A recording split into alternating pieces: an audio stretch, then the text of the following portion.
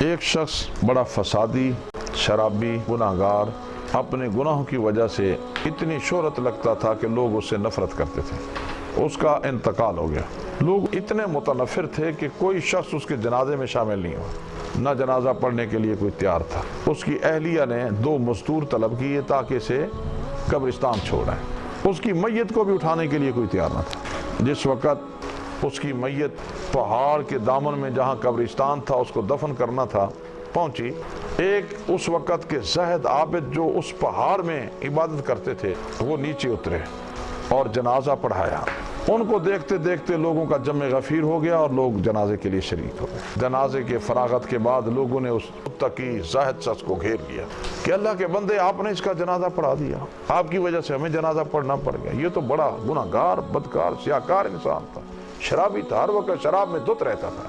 تو وہ فرمانے لگے، مجھے خبر نہیں ہے اس بات کی، لیکن میں سو رہا تھا، مجھے حکم ہوا کہ اس کا جنازہ پڑھا دو۔ اور چلتے ہیں، اس کے گناہوں کو تو ہم دیکھتے ہیں، اس کی اہلیہ کو پتا ہوگا کہ اس کی نیکیاں کیا ہیں جس کی وجہ سے ہمیں جنازہ پڑھنے کا حکم ملا ہے۔ تو پتا چلا کبھی بھی کسی کے ظاہر کو دیکھ کے فیصلے مت کیا کرو۔ کچھ ایسے لوگ بھی ہوتے ہیں جن کے باطن میں کچھ ایسی خوبیاں موجود ہوتی ہیں جنہیں اللہ رب العزت اپنی بارگاہ میں شرف قبولیت عطا کر لیتا ہے۔ وہ زاہد کے ساتھ لوگ بھی جمع ہو گئے۔ اہلیہ سے پوچھا، یہ تو بڑا گناہگار تھا۔ اس نے کہا جی کوئی شک نہیں۔ یہ شرابی تھا۔ اس نے کہا جی کوئی شک نہیں، لیکن اتنا بتاؤ کہ کون سی نیکی تھی جو لوگوں کو خبر نہیں اور تیرے علم میں ہے؟ اس نے کہا صاحب میں بتاتی ہوں، یہ بڑا شرابی تھا، شراب پی کے مست رہتا تھا، اس میں کوئی شک نہیں، لیکن اس میں 3 خوبیاں تھیں۔ جب رات ڈھلتی تھی سحری کے وقت یہ اٹھتا، غسل کرتا اور اللہ کی بارگاہ میں سر بسجود ہو جاتا، گریہ زاری کرتا، روتا، کہتا میں گناہگار ہوں، بدکار ہوں، تیرا حق بنتا ہے کہ تو مجھے جہنم میں ڈال کیونکہ میں نے تیری نافرمانی کی ہے۔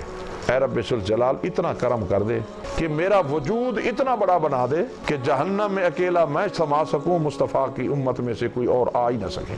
ایک تو یہ دعا کیا کرتا تھا، اور دوسرا صبح کی وقت تک یہی کیفیت ہوتی، صبح کی نماز ہمیشہ باجماعت ادا کرتا۔ دوسری خوبی یہ تھی، صبح کی نماز کبھی نہیں چھوڑی تھی۔ اس کے بعد پھر جیسے جیسے دن چڑھتا یہ شراب میں مست رہتا۔ تیسری اس کی جو خوبی تھی وہ یہ تھی کہ اپنے گھر میں 1 یا 2 یتیم بچے اپنی سرپرستی میں رکھتا اور انہیں پالتا، ان کی کفالت کرتا، ان کے خرچہ برداشت کرتا، ان کے اخراجات تعلیمی ہر قسم کے، ہنر کے، جو بھی وہ چاہتے، اور اتنا ان سے محبت کرتا تھا کہ اپنے بچوں سے اتنا پیار نہیں کرتا تھا جتنا ان یتیموں سے پیار تھا۔ اور اگر انہیں کوئی تکلیف ہوتی یا وہ کہیں باہر غائب ہو جاتے تو یہ تڑپ جاتا تھا، بے چین ہوتا تھا۔ یہ 3 خوبیاں اس میں موجود تھیں۔ تو بزرگ فرمانے لگے، رات کی دعائیں بھی اللہ نے قبول کر لیں، صبح کی نماز کا بھی اللہ پاک نے برکتیں عطا کر دیں، اور جو سب سے بڑی خوبی ہے کہ جس گھر میں یتیم کی سرپرستی کی جائے، اس سے محبت کی جائے، اس گھر پہ کبھی اللہ کا عذاب نہیں آتا ہے۔ اور میرے آقا تاجدار مدینہ کا فرمان ہے کہ السخی حبیب اللہ ولو کان فاسقا۔